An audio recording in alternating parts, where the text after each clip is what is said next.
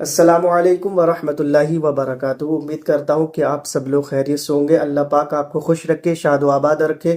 کتا بھی ان نیکوں کو نہیں کاٹتا، کوئی نیک بن جائے کتا کاٹنا تو دور کی بات، کتا اس کو بھونکتا بھی نہیں۔ اٹھائے قرآن سورۃ الکہف، چند نوجوان اللہ کے ولی جب نکلے ہیں، اللہ آج سے تقریباً سینکڑوں سال پہلے کی بات ہے، سینکڑوں میں پرانی دور کی بات کر رہا ہوں، آپ اس کو ابھی پہ مت لینا، یقین کہہ رہا ہوں، کوئی ہنسی مذاق کی بات نہیں، سچائی کہہ رہا ہوں۔ سینکڑوں سال چند نوجوان نکلے ایمان بچانے کے لیے، کیونکہ بادشاہ جو تھا ایمان کا ڈاکو بن گیا تھا، گنڈا گردی کر رہا تھا کہ ہم تمہیں رہنے نہیں دیں گے اور یہ کریں گے اور وہ کریں گے۔ وہ بیچارے پریشان ہو کے نکلے۔ یاد رکھنا، اللہ کفر کو تو مہلت دیتا ہے مگر ظلم کو مہلت نہیں دیتا۔ یہ مولا مشکل کشا کا قول ہے، کفر کو مہلت ملے گی، ظلم کو مہلت نہیں ملے گی، کیونکہ کفر کا تعلق خالق سے ہے۔ توجہ کرنا، کفر کا تعلق خالق سے ہے اور ظلم کا تعلق مخلوق سے ہے۔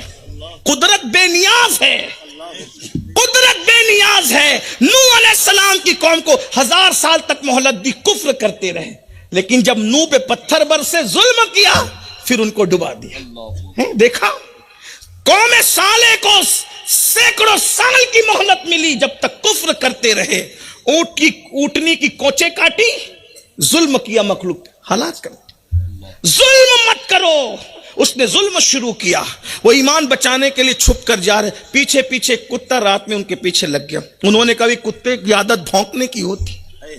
امام عبدالوہاب شعرانی سے میں پڑھ رہا ہوں، امام عبدالوہاب شعرانی لکھ رہے ہیں، میں اس کو بیان کر رہا ہوں، اور وہ بھی ابن عباس کے حوالے سے لکھ رہے ہیں۔ کتا پیچھے ہوا، انہوں نے مڑ کے دیکھا یہ پھنسا دے گا، کیونکہ اس کا کام بھونکنا ہوتا ہے۔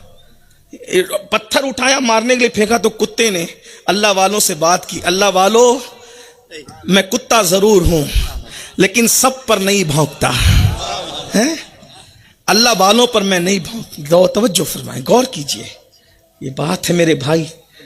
اگر ہم، بلکہ ہمارا پیر بھی پھسلتا ہے تو ہم گناہ کرتے ہیں اس لیے پیر پھسلتا ہے، اگر ہم گناہ نہ کریں تو پیر بھی نہ۔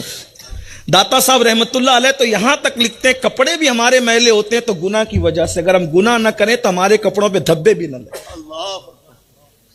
گناہ جو چھوڑ دے پھر وہ ہے، اس کی شان ہی جدا ہے، لیکن ہم تو گناہوں میں ڈوبے ہیں۔ اور گناہ کی سزا کیا ہے؟ میں بات سمیٹ رہا تھا لیکن پھیل گئی تو قبر میں چل۔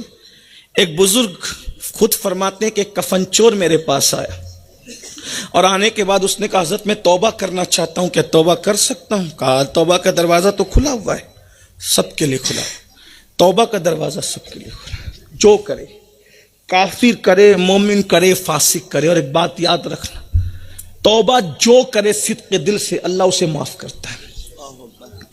کفن چور تھا لیکن توبہ تو کر رہا ہے، اچانک سدھرنے کی وجہ تو کہا آئے ایک ہی دن میں نے 5 قبریں کھولی، ایک ہی دن میں نے 5 قبریں کھولی اور 5 قبروں میں نے الگ الگ منظر دیکھا، اس نے میری زندگی بدل دی، اب میں نے چوری نہیں کرنا کفن کی۔ کہا کیا دیکھا ہمیں بھی تو بتا۔ کہا کہ حضرت جب میں پہلی قبر کھولنے لگا تو میں نے کیا دیکھا کہ جو مردہ ہے اس کی قبر میں انگارے ہیں اور اس کا منہ قبلے سے پھرا ہوا ہے اور اس کا چہرہ سور اور بندر کی مانند ہے۔ یہ قبر ہے، قبر میں نہ کسی کی دادا گیری چلنی ہے نہ کسی کی بابا گیری چلنی، کچھ نہیں، کوئی ٹھیکیدار نہیں ہے قبر کا، حشر کا کچھ نہیں۔ جس سے یار راضی ہے جو پیا کو بھائے اختر، وہ سہانا راگ ہے جس سے نہ خوش ہے پیا، وہ راگنی اچھی نہیں۔ وہ شخص کہتا ہے جب میں نے سور کی طرح، انسان کا منہ سور کی طرح ہو جائے، قبلے سے پھرا ہو، میں نے وہ منظر دیکھا تو میں بھاگنے کی کوشش کیا تو غیب سے آواز آئی۔ قدرت جسے سدھارنا چاہتی ہے کچھ آواز اس کے کانوں میں دے دیتی، ہو سکتا ہے یہ میری آواز بھی اللہ کسی کی ہدایت کا سبب بنا دے۔ یہ جلسے اسی لیے منعقد کیے جاتے ہیں۔ شرال کپا والوں، قرب جوار سے دور نزدیک سے آنے والوں، چہرے پہ پھنسی آتی ہے تو بے چین ہو جاتے ہو، سور کی طرح منہ ہو، وہ بھی قبر میں۔ کتنے 100 سال قبر میں رہنا ہوگا اس کی کوئی گارنٹی، کتنے 100 سال رہیں گے؟ میں تو لوگوں کو کہتا ہوں چند سال جس گھر میں رہنا اس میں اے سی بھی ہے, پنکھا بھی ہے, باتھ روم ہے, یہ ہے وہ ہے, سب ہے. گھٹنے دکھتے ہیں تو ویسٹرن باتھ روم ہے, یہ سب کچھ ہے, جس میں چند سال رہنا ہے. میں تو چند سال رعایت کر کے کہہ رہا ہوں, یہاں تو لمحوں کی خبر نہیں ہے. اور قبر میں کب تک رہنا ہے؟ سینکڑوں سال. اس میں کیا انتظام ہے؟ اس میں کون سا نرم گدا, کون سی ٹھنڈک, کون سی اے سی, کون سی روشنی؟ اس میں بھی ٹھنڈک ہے. یہ ایسی کوئی کام کی نہیں ہے, یہ تو پاور سے بند ہو جاتی, پاور گئی یہ گئی ہے. آپ کی زبان میں, کرناٹک والوں کی زبان میں کرنٹ گیا, اے سی گئی. لیکن وہاں کا کرنٹ اتنا پاورفل ہے, وہ ٹھنڈک سیدھا جنت کی کھڑکی کھول کر آتی ہے. اور وہاں کا بستر اتنا سہانا ہے کہ جنت کا بستر بچھاتے ہیں. بیوی کو نہیں بلایا جاتا بستر بچھانے کے لیے, فرشتے بستر بچھاتے ہیں. کوئی ان سے وفا تو کرے, کوئی قبر اور آخرت کی فکر تو کرے. جنت کے بستر فرشتوں نے بچھانا, اور کیسے سلانا؟ نم کا نومت العروس, ایسے سو جیسے پہلی رات کی دلہن سوتی. پہلی رات کی دلہن کو کوئی ٹینشن ہوتا ہے؟ کوئی ٹینشن نہیں ہوتا, مزے سے سوتی ہے. اور کیوں سوتی ہے؟ ہمارے صوفیہ کہتے ہیں وہ کسی کے لیے نہیں سوتی, وہ تو صرف یار کے لیے سوتی, محبوب کے لیے سوتی ہے. اور وہ چادر ڈال کے پڑی رہتی ہے, جب اس کا محبوب آتا ہے تو قدموں کی آہٹ سے وہ بیدار ہوتی ہے. تو یہ کمرے کی دلہن محبوب کے لیے سوتی ہے, وہ کفن کی دلہن کس کی محبت میں سو رہی ہے؟